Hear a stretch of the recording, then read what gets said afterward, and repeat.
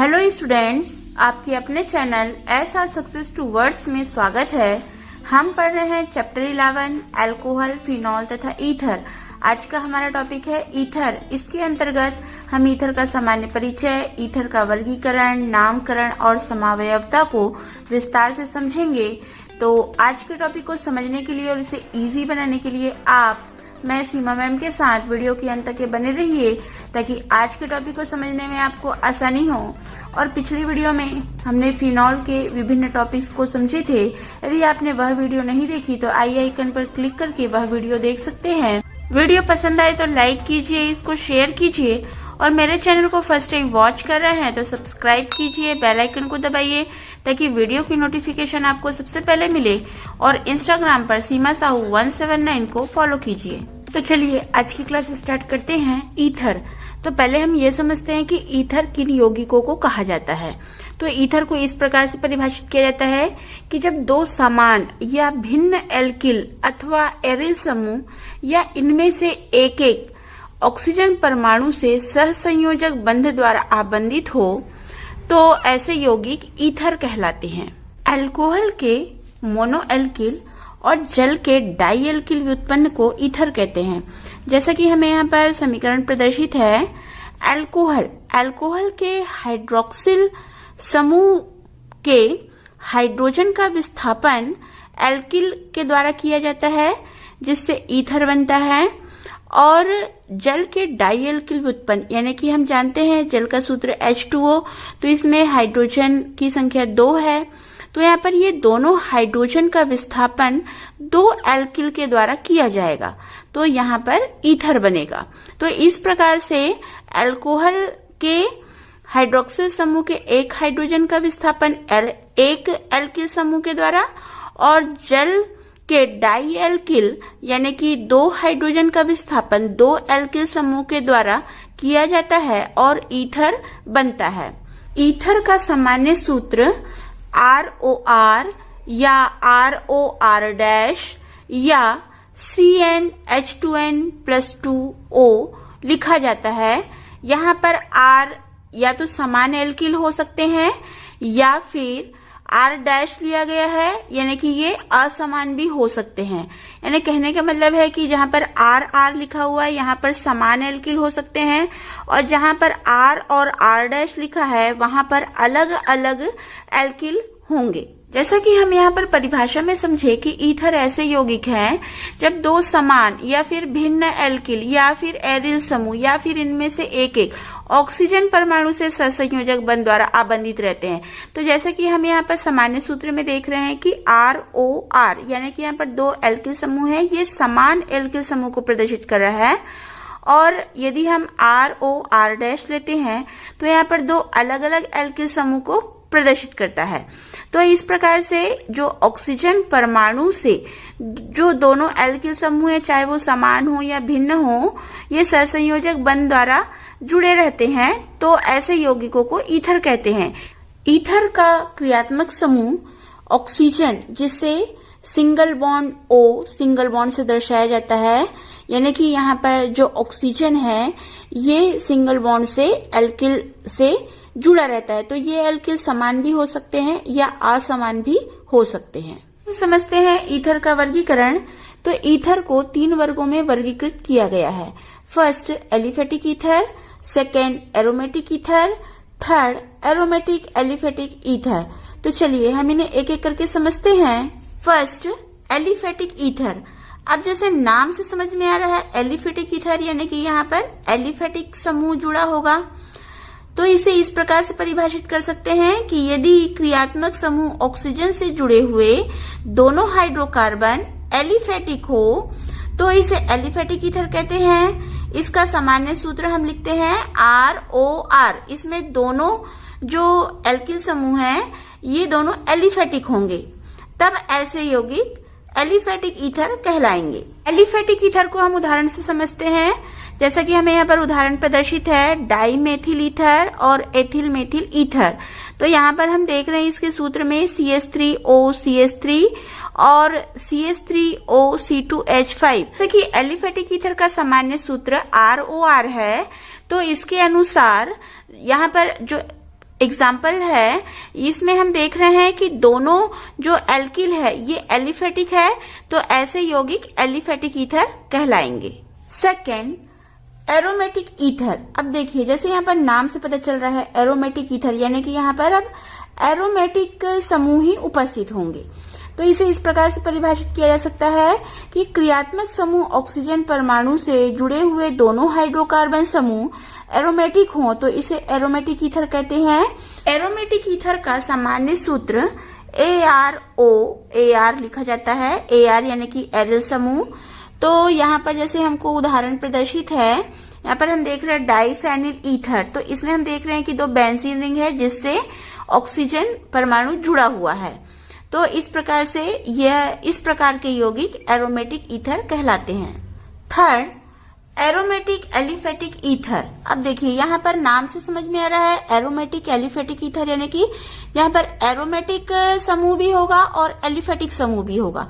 तो aromatic aliphatic ether के लिए सामान्य सूत्र AROR लिखा जाता है। यहाँ पर आपको पहले भी बताया गया है और आप जानते भी हैं कि AR एरिल समूह के लिए लिया जाता है और R एल्किल समूह के लिए। तो एरोमेटिक एलिफेटिक ईथर को इस प्रकार से परिभाषित किया जाता है कि यदि क्रियात्मक समूह ऑक्सीजन परमाणु से जुड़े हुए दोनों हाइड्रोकार्बन में एक एलिफेटिक समूह और एक एरोमेटिक समूह हो तो ऐसे यौगिक एरोमेटिक एलिफेटिक ईथर कहलाते हैं। तो यहाँ जैसे हमको उदाहरण प्रदर्शित है मेथिल फेनिल ईथर। तो यहाँ पर हम देख रहे हैं एक बेंजीन रिंग है और ऑक्सीजन से जुड़ा हुआ दूसरा एल्किल समूह है एथिल फेनिल ईथर। इसमें हम देख रहे हैं कि बेंजीन रिंग से क्रियात्मक समूह ऑक्सीजन परमाणु जुड़ा हुआ है और इस ऑक्सीजन परमाणु से एक एल्किल समूह जुड़ा हुआ है। तो इस प्रकार एरोमेटिक एलिफेटिक ईथर में एक एरोमेटिक समूह और दूसरा एलिफेटिक समूह होता है जो कि ऑक्सीजन परमाणु से सिंगल बॉन्ड से जुड़े रहते हैं। ये हम समझेंगे एलिफेटिक ईथर या ROR का वर्गीकरण। तो जैसा कि हम अभी यहाँ पर समझ रहे हैं ईथर का वर्गीकरण, तो ईथर को 3 वर्गों में वर्गीकृत किया गया है। First aliphatic ether, second aromatic ether और थर्ड एरोमेटिक एलिफेटिक ईथर। तो इसमें एलिफेटिक ईथर को और आगे वर्गीकृत किया गया है। तो एलिफेटिक ईथर के वर्गीकरण में इसे 2 वर्गों में वर्गीकृत किया गया है। फर्स्ट साधारण या सममित ईथर, दूसरा मिश्रित या असममित ईथर। तो चलिए हम इन्हें एक एक करके समझते हैं। फर्स्ट साधारण या सममित ईथर, इसका सामान्य सूत्र ROR होता है, जैसे हम एलिफेटिक ईथर में सामान्य सूत्र पढ़े थे।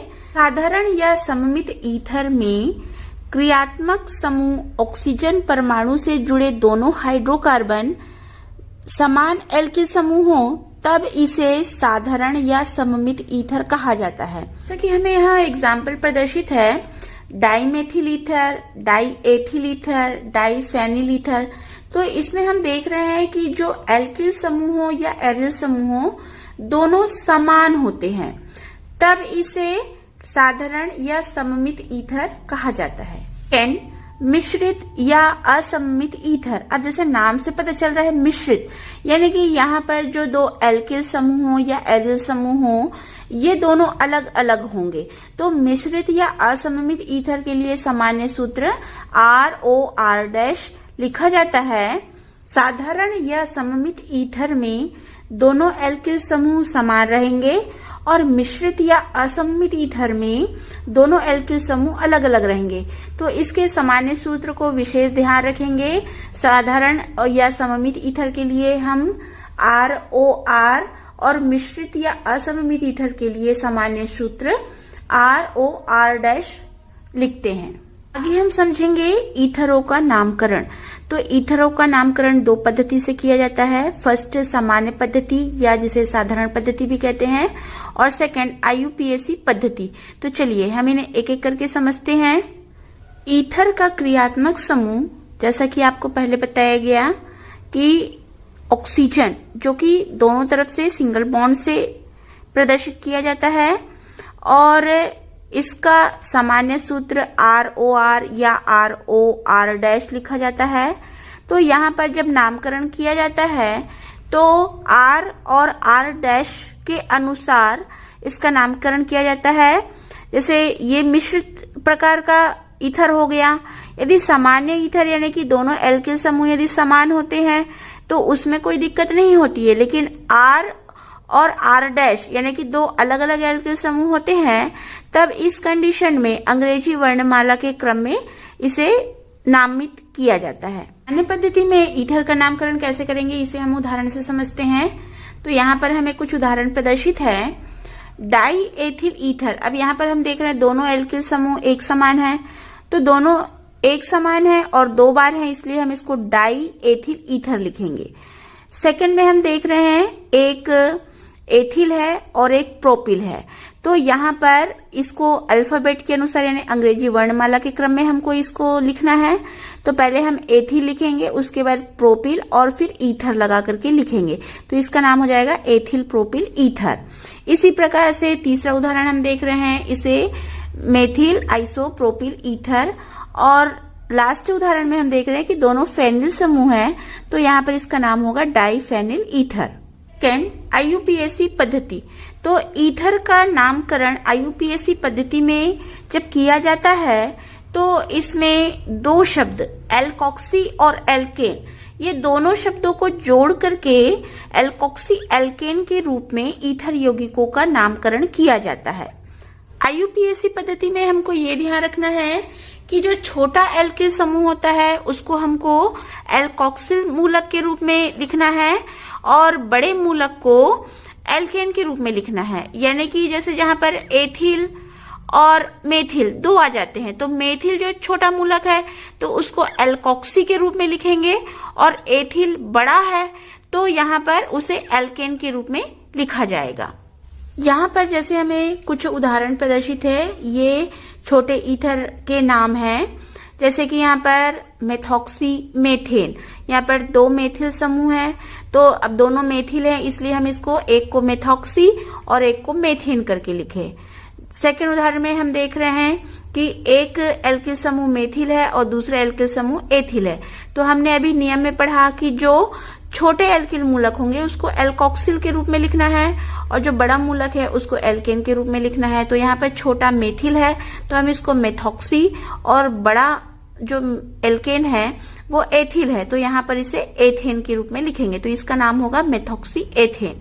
इसी प्रकार से थर्ड एग्जाम्पल में हम देख रहे हैं कि दोनों एल्किल समूह में एक मेथिल है दूसरा प्रोपिल है, तो यहाँ पर जो छोटा मूलक है ये मेथिल है तो हम इसको मेथॉक्सी, और जो प्रोपिल है इसे हम प्रोपेन के रूप में लिखेंगे, तो यहाँ पर इसका नाम होगा मेथॉक्सी प्रोपेन। ये तो हमने समझे कि जो छोटे ईथर होते हैं उसका IUPAC पद्धति में कैसे नामकरण करेंगे। लेकिन यदि अब कार्बन की लंबी श्रृंखला आ जाती है यानी कि उच्चतर ईथर का नामकरण करना है तो IUPAC पद्धति में कुछ नियम होते हैं। जैसा कि आप जानते हैं कि जो कार्बन की लंबी श्रृंखला होती है उसमें कार्बन परमाणु का अंकन किया जाता है, मतलब उसमें अंक डाले जाते हैं, तो हम एल्केन के उस सिरे से अंक डालना प्रारंभ करेंगे जिधर से एल्कोक्सी समूह निकट हो। जैसा कि हमें यहाँ उदाहरण प्रदर्शित है फर्स्ट मेथॉक्सी प्रोपेन, तो यहाँ पर हम देख रहे हैं कि कार्बन की लंबी श्रृंखला है, तो यहाँ पर हम जहां से ऑक्सीजन परमाणु निकट होगा यानी कि जो ईथर का क्रियात्मक समूह है जो जितना निकट होगा वहां से हम कार्बन को 1-2 नंबर डालेंगे। तो यहाँ पर हम ये ऑक्सीजन के पास के कार्बन को 1 नंबर फिर 2-3 ऐसा नंबर डालेंगे, तो इसका नाम होगा 1 मेथॉक्सी प्रोपेन। इस प्रकार से हम देख रहे हैं 2 एथॉक्सी पेंटेन। यहाँ पर हम देख रहे हैं कार्बन की लंबी श्रृंखला है, तो यदि हम राइट साइड से यदि इसको अंकन करते हैं तो जो ऑक्सीजन है ये बहुत अधिक नंबर पर आएगा, तो इसलिए हम इसे लेफ्ट साइड से इसको अंकन करना शुरू करेंगे, तो 1, 2, 3, 4, 5 करके, तो यहाँ पर इसका नाम होगा 2 एथॉक्सी पेंटेन। अब हमें एरोमेटिक एलिफेटिक ईथर वर्ग के यौगिकों का नामकरण करना है, तब हमें ये ध्यान रखना है कि IUPAC पद्धति में हमको एल्कोक्सी एल्केन के रूप में ही नाम लिखना है। तो यहाँ पर ये जो उदाहरण प्रदर्शित है मेथॉक्सी बेंजीन और एथॉक्सी बेंजीन, तो इसके नामकरण में इथरल ऑक्सीजन परमाणु को एल्किल समूह के साथ लिया जाएगा, यानी मेथिल के साथ और एथिल के साथ लिया जाएगा, और जो एरोमेटिक हाइड्रोकार्बन है इसको अनुलग्न के रूप में लिखा जाएगा। तो यहाँ पर इसका नाम मेथॉक्सी बेंजीन और एथॉक्सी बेंजीन होगा। आगे हम समझेंगे ईथरों में समावयवता। तो ईथरों में 4 प्रकार की समावयवता होती है। फर्स्ट क्रियात्मक समावयवता, सेकंड मध्यावयवता, थर्ड श्रृंखला समावयवता और फोर्थ स्थान समावयवता। तो चलिए हम इन्हें एक एक करके समझते हैं। फर्स्ट क्रियात्मक समावयवता। अब जैसे हमें नाम से पता चल रहा है कि इस प्रकार की समावयवता में क्रियात्मक समूह भिन्न होते हैं, तो इसे इस प्रकार से परिभाषित किया जाता है कि ईथर युक्त यौगिक जिनमें 2 से अधिक कार्बन परमाणु होते हैं, ये अल्कोहल के समान क्रियात्मक समावयवता प्रदर्शित करते हैं। क्रियात्मक समावयवता में अणु सूत्र समान किंतु क्रियात्मक समूह भिन्न होता है। इस प्रकार के समावयवी को क्रियात्मक समावयवी और इस प्रक्रिया को क्रियात्मक समावयवता कहते हैं। जैसे कि हमें यहाँ पर उदाहरण प्रदर्शित है, C2H6O के 2 क्रियात्मक समावयवी हैं, फर्स्ट डाइमेथिल ईथर और सेकंड एथिल अल्कोहल। अब जैसे हमें परिभाषा में बताया गया कि क्रियात्मक समावयवता में अणु सूत्र समान होंगे लेकिन क्रियात्मक समूह भिन्न होंगे। तो यहाँ पर हम देख रहे हैं डाइमेथिल ईथर में क्रियात्मक समूह ऑक्सीजन और एथिल अल्कोहल में क्रियात्मक समूह हाइड्रोक्सिल है। तो यहाँ पर 2 अलग अलग क्रियात्मक समूह हैं। तो इस प्रकार से C2H6O के 2 क्रियात्मक समावयवी डाइमेथिल ईथर और एथिल अल्कोहल होंगे। डाइमेथिल ईथर और एथिल अल्कोहल इन दोनों क्रियात्मक समावयवी के अणु सूत्र एक ही है, C2H6O। तो यहाँ पर क्रियात्मक समावयवता में अणु सूत्र समान और क्रियात्मक समूह भिन्न होता है। सेकंड मध्यावयवता।